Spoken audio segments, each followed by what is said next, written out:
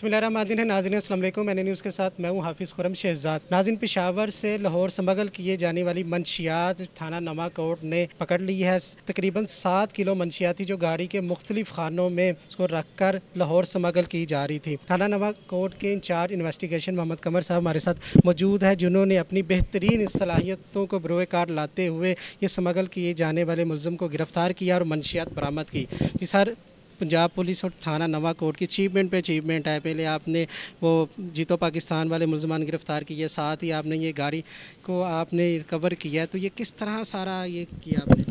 बिस्मिल्लाहिर्रहमानिर्रहीम। सबसे पहले तो आपका बहुत शुक्रिया, आपने इतनी हौसला अफजाई की।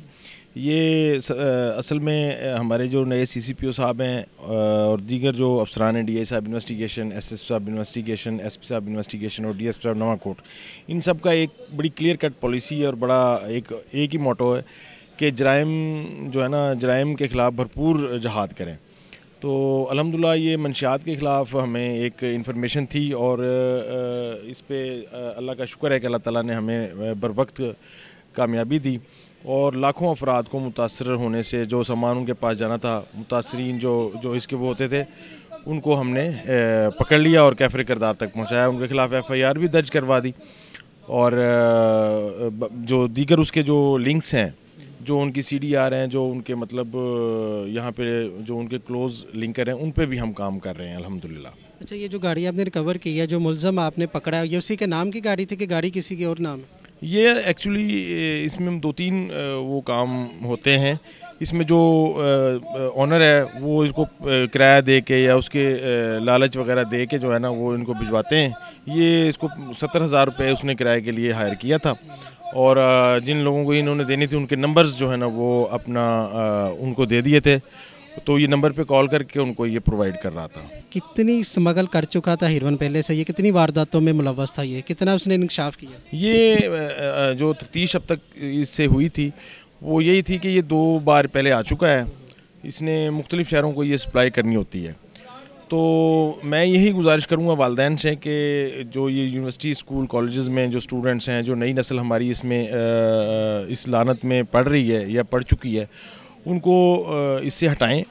इसमें वालिदैन का जो है ना वो बहुत अमल दखल है। उन पे नज़र रखें, अपने बच्चों पे, अपनी बच्चियों पे, कि वो इस नशे जैसी लानत से, मुज़ी लानत जो है, इससे इनको बचाएं।